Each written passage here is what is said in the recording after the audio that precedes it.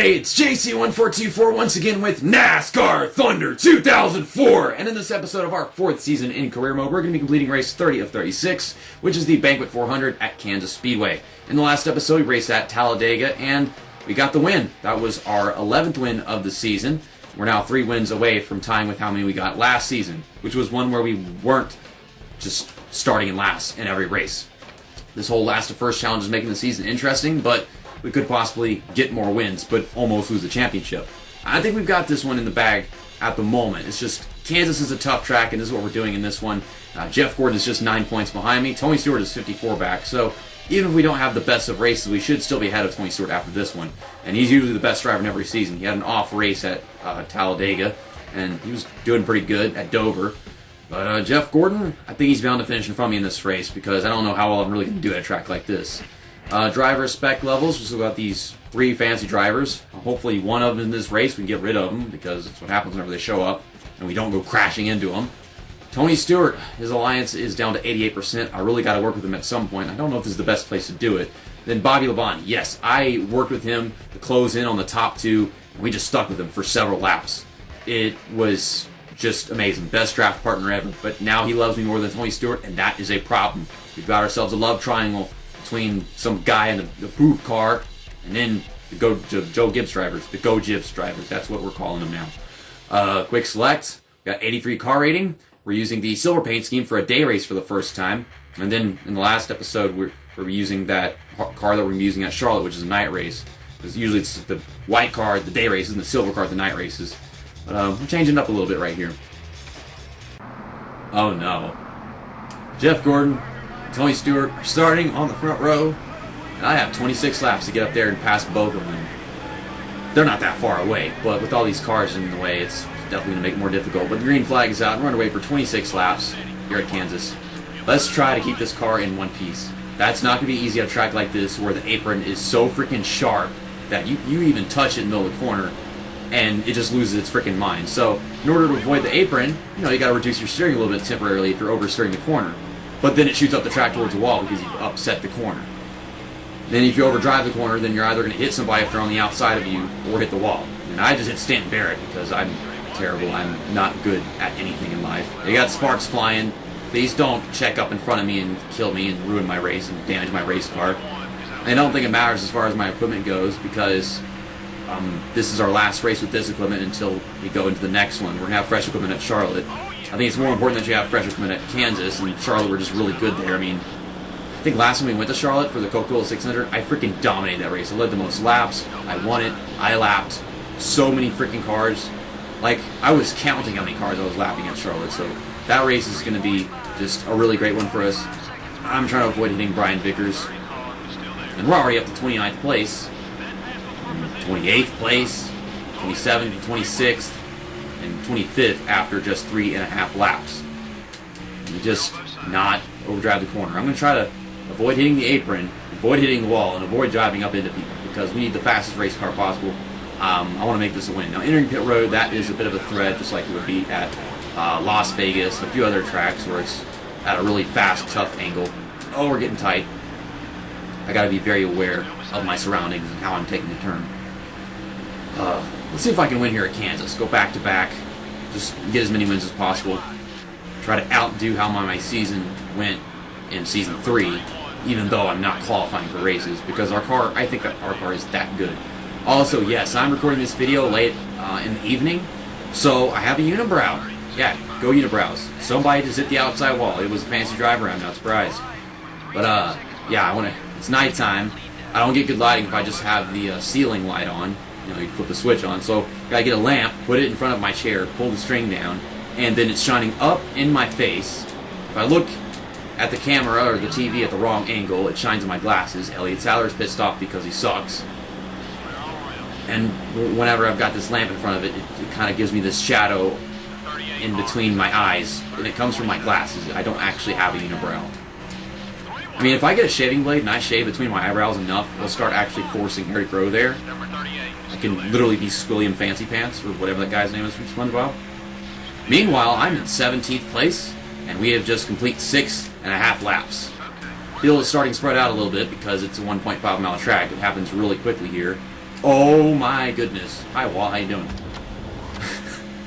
I'm trying to share draft with Ward Burton just to make this go by quicker. Would like to pass him going in turn 1, and we will. Perfect dive and angle in there. Oh, but is washing up the track. And I remember Sterling Marlin right here. I was racing my first Let's Play on my channel that I had started, and it was on this game, and I was using that Jurassic Park car, and it was just like, one of the best passes that I ever made, because I went way high, and then I dove into turn 3 to pass Sterling Marlin, and I swear, like, I was a hair away from making contact with him, and I didn't, and it was awesome. So, look up the Kansas Tony Stewart race Let's Play on my channel.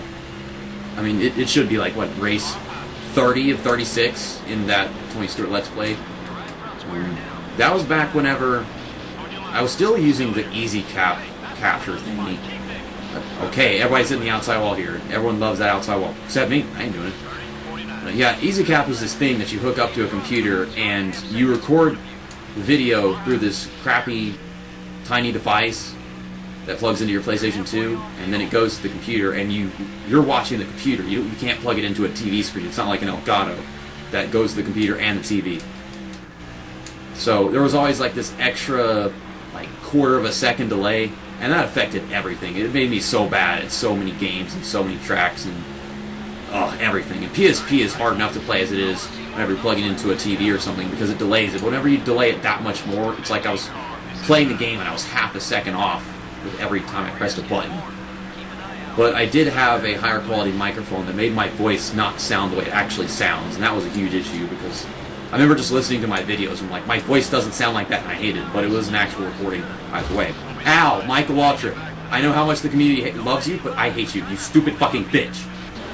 Anyways, pit stops are happening. I'm drifting into turn 1 to pass Mark Martin, but I've been on the move. The top 10 is quite grouped together. I see Tony Stewart up there. He's not leading. Maybe Jeff Gordon is.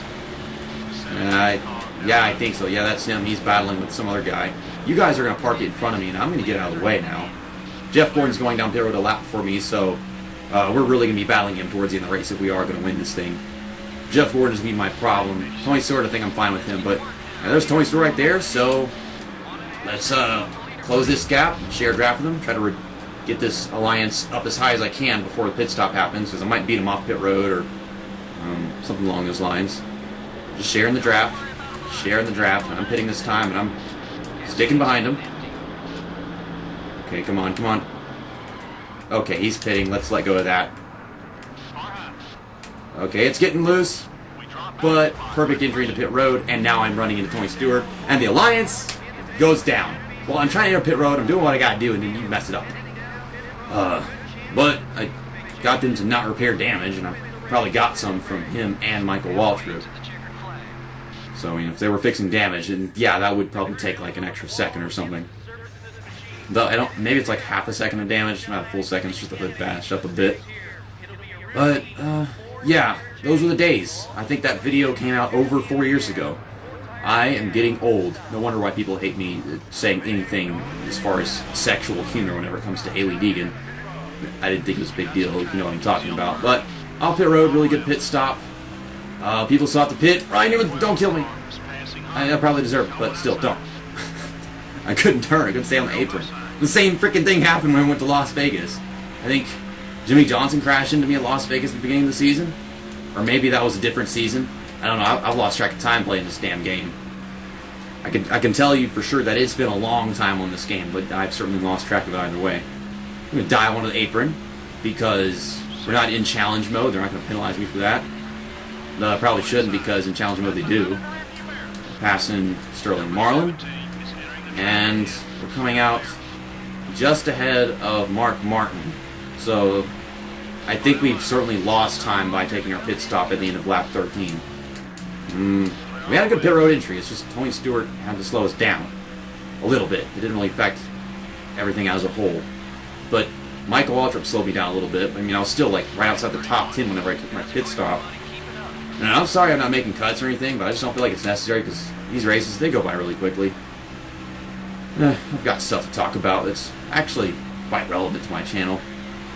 It's just come a long way. It's like we're back on NASCAR Thunder 2004 for the third time on this channel, and we're about to complete a season of starting in last place in career mode and winning the championship. And considering how career mode starts this game, that is a huge deal in my perspective. Okay, 13th. A few cars still coming off pit road, so we're good. There's Tony Stewart up there, so I have a second chance to share a draft with the guy. Now, after pit stops, we are in the top 10, about to pass Jeff Burton. I do have to say that all these guys we just passed off pit road, they're on fresh tires, and they're going to be a little bit faster than me. I'm going to be holding them up for the remainder of the race once they get behind me. And we're passing Ricky Rudd. Car is a tad bit tight, but grabbing onto the draft of Ryan Newman. Just a sniff. And now I think we've really got it right here. Set a good dive into 3. It's still a bit tight. Okay, come on. Come on! Golly, car.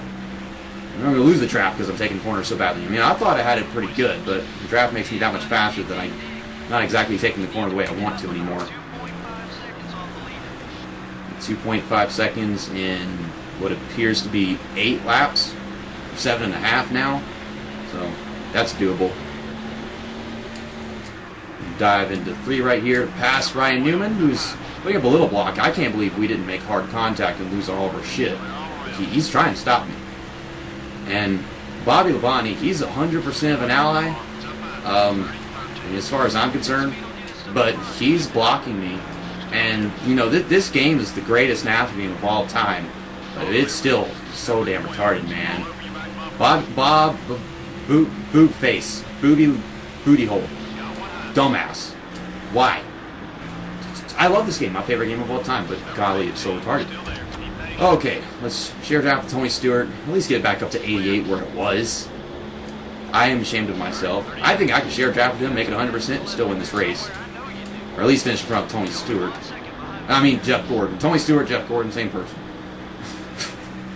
I give up on life. Kurt Busch, stop sucking so badly that Tony Stewart passes you. Okay, drift up, and then we'll dive back underneath him. Then Michael Waltrip is leading. I said things, and they are not proving to be true. I think it's because I pushed him into pit road whenever he did dumb crap. I mean, what I said is still true. I don't know how the hell he's leading this thing. He's holding up these guys, by the way. He sucks so bad. He's holding up these guys that are actually good. It's true. That's not my opinion. Well, you can't say anything about me to do it. Look, he sucks so bad that Tony Stewart, he can't hold up Tony Stewart. Like, Tony Stewart, I'm so sorry that I hit you entering pit road, that I'm going to push you to win this race, and you're going to let me pass Jeff Gordon. Michael Waltrip, Michael Waltrip's trying to block me, but he's not stopping Tony Stewart. I like this. Tony Stewart, you're the greatest of all time. You are the GOAT. And Michael Waltrip might hit him really hard, but that's not 100% rivalry or 60 or anything, so he's not going to hit me. He was already kind of like an ally a little bit, so prevents contact like that really ruining anything. I'm trying to avoid messing up on the apron. Okay, now let me get this 90 to 100, and we'll finish this race off.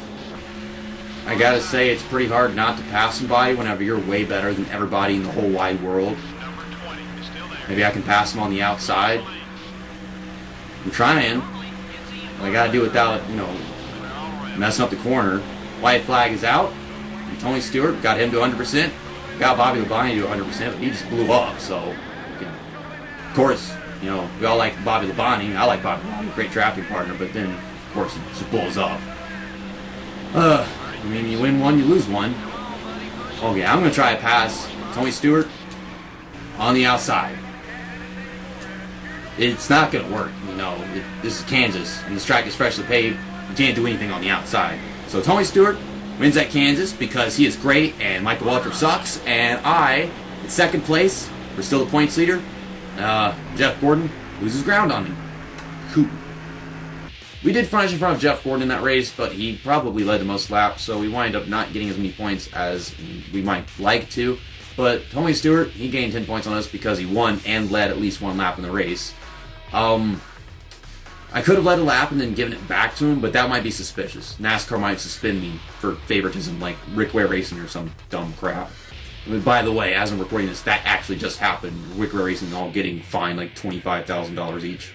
Dale Earnhardt Jr., he lost some points on the points lead, so I don't think he's ever going to be contending for this championship at this point in the season with 5 to go as far as races.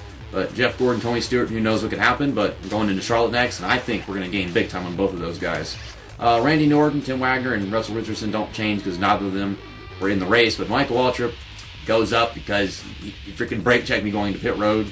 He didn't stick his hand in the window, he didn't do nothing. They don't do that in this game, they just do it.